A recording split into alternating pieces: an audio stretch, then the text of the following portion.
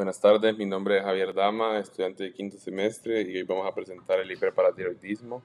Sería mi persona, Sebastián Salazar Chávez y Sebastián Solano Granados.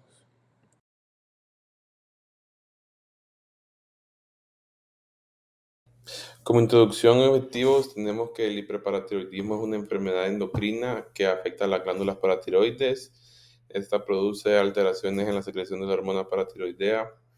Las paratiroides, aunque sean pequeñas, tienen un papel clave en la homeostasis mineral, lo cual regulan niveles plasmáticos de calcio y fósforo. Estos minerales son esenciales para la función neuromuscular, para la coagulación sanguínea, para la transmisión sináptica y la integridad ósea. Bueno, ahora vamos a hablar de la fisiología normal de la glándula paratiroides. Recordemos que estas generalmente son cuatro glándulas, dos superiores y dos inferiores, que se ubican en la cara posterior de la glándula tiroides. Estas glándulas tienen principalmente dos grupos celulares, las células principales de la tiroides y las células oxifílicas. Las células oxifílicas realmente no nos importan mucho en este caso, ya que su función no está clara y lo único que sabemos es que aumentan con la edad. Pero las células principales de la paratiroides sí son muy importantes porque son las células encargadas de sintetizar la paratormona, que es la hormona secretada por la glándula paratiroides, o PTH. La síntesis y procesamiento de esta hormona inicia como una pre-pro-PTH de 115 aminoácidos que pasa al retículo endoplasmático rugoso, se convierte en pro-PTH y luego madura finalmente en el aparato de Golgi a la PTH que conocemos de 84 aminoácidos. Esta va a ser liberada al torrente sanguíneo ante un estímulo de hipocalcemia. Con respecto a la vida media y los fragmentos de la PTH y la regulación de la secreción de esta misma, la paratormona es una hormona que a nivel de circulación sanguínea tiene una vida corta muy baja, es de aproximadamente unos 4 minutos, y de sus 84 aminoácidos en su forma madura, los fragmentos N-terminales son los biológicamente activos, pero de una duración muy corta, y los fragmentos C-terminales son más bien inactivos y estos tienden a acumularse, sobre todo en enfermedad renal crónica. La regulación de la secreción de la PTH es básicamente dependiente del calcio sérico o calcio plasmático. Y básicamente el estímulo para que yo secrete PTH es que yo tenga hipocalcemia, que es poco calcio en sangre. Ante un estímulo de hipercalcemia, yo más bien no voy a producir PTH. Ese es un efecto fisiológico normal. Todo esto está mediado mediante receptores acoplados a una proteína G presentes en la membrana plasmática de las células principales de la glándula paratiroides, que se llaman los receptores sensibles a calcio, KSR, como dice en la presentación. Estos receptores desencadenan una señal intracelular que inhibe la liberación de PTH ante estímulo de hipercalcemia, porque el calcio se une a ellos como ligando e inhibe esta reacción intracelular. En cambio, si no tienen un ligando unido, se va a tomar como un estímulo de hipocalcemia y básicamente voy a secretar PTH. Los órganos diana que tiene la paratormona son tres, intestino, hueso y riñón. A nivel de riñón, el efecto de la paratormona es el aumento de la reabsorción de calcio, específicamente del rama ascendente, el asa Henle y el túbulo distal, y una disminución en la secreción de fosfato. Entonces, básicamente, no voy a perder calcio y lo voy a volver a meter a la sangre y voy a excretar fosfato, lo que me va a dar como consecuencia fosfatiuria, y voy a estimular a la 1-alfa hidroxilasa para una producción de calcitrol, que recordemos que el calcitrol es la forma activa de la vitamina D. Esta vitamina D va a actuar indirectamente en el intestino y va a aumentar la reabsorción de calcio y fosfato a nivel intestinal. Y el efecto que voy a tener en hueso es que ante una exposición prolongada voy a favorecer la reabsorción ósea. Esto es un efecto catabólico que se hace mediante la activación de los osteoclastos, que son las células encargadas de hacer reabsorción ósea en el hueso, básicamente sacándolo de los cristales de hidroxiapatita de calcio presentes en el hueso, que son almacenes de calcio que tenemos en el hueso. Todo esto son condiciones fisiológicas normales que nos ayudan, en el caso de los huesos, al remoldeado y mantenimiento del hueso.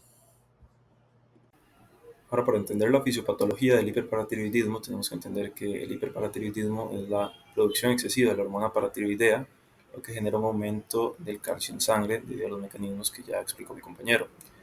Ahora, este se divide en tres tipos: primario, secundario y terciario, dependiendo de la causa. El hiperparatiroidismo primario se da la hiperproducción y liberación de la hormona paratiroidea y tiene distintas causas.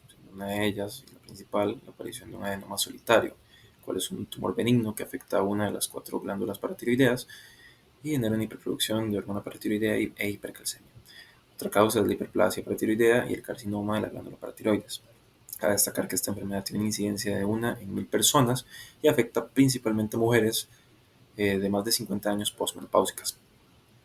Existen diferentes defectos moleculares los cuales explican la aparición de un hiperparatiroidismo primario, siendo uno de ellos la inversión en el gen ciclina D1. En este caso, lo que ocurre es que hay una sobreexposición de ciclina D1 debido a una inversión en el cromosoma 11, el cual lleva a una proliferación celular. Esto explica la aparición de los adenomas solitarios.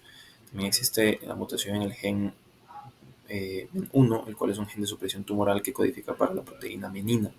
En este caso, las células al no tener la menina no van a tener un freno para su producción y en este caso van a producir células de manera excesiva y esto lleva a la explicación de la aparición de la hiperplasia paratiroidea y de adenomas solitarios también. Existe un tercer defecto, el cual es la mutación en el gen CDC73 que codifica para la proteína parafibromina, que es una proteína que controla la proliferación celular y participa en la transcripción. Es raro que ocurran adenomas debido a esta causa, principalmente se explica la aparición de los carcinomas y está asociado con el síndrome hiperparatiroidismo tumor mandibular, que se asocia al carcinoma, a la aparición de carcinoma de paratiroides, tumores mandibulares y tumores renales. Con respecto al hiperparatiroidismo secundario, este más bien va a ser una hiperperfusión compensatoria de las glándulas paratiroideas. Se va a originar ante una hipocalcemia, diferenciarlo del primario que es con hipercalcemia. Y las causas principales que vamos a tener de un hiperparatiroidismo secundario en orden descendente van a ser insuficiencia renal crónica, deficiencia de la vitamina D, una mala absorción intestinal o una dieta pobre en calcio.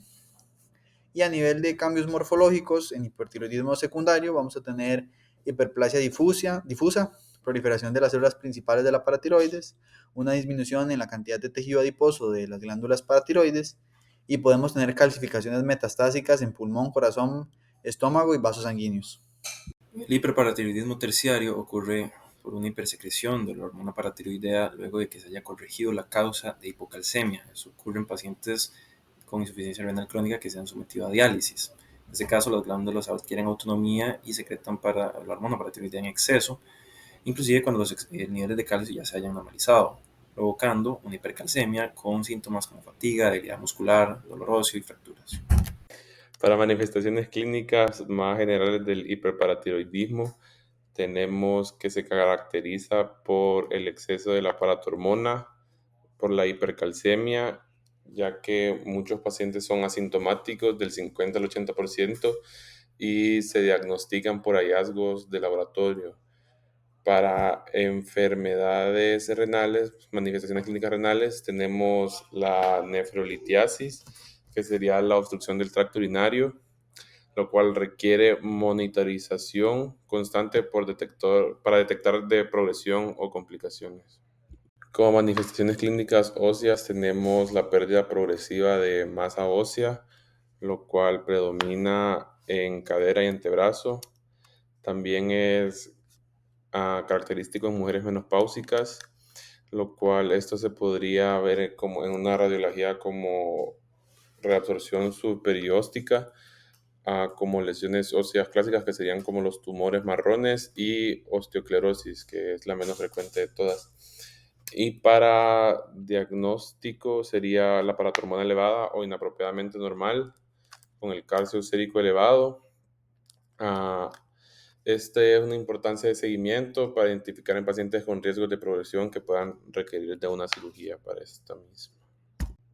En conclusión, tenemos que el hiperparatiroidismo en cualquiera de sus formas se centra en la secreción excesiva de paratormona y alteración del metabolismo mineral. Sus manifestaciones clínicas van desde cuadros sintomáticos hasta complicaciones graves como litiasis renal y pérdida ósea. Gracias.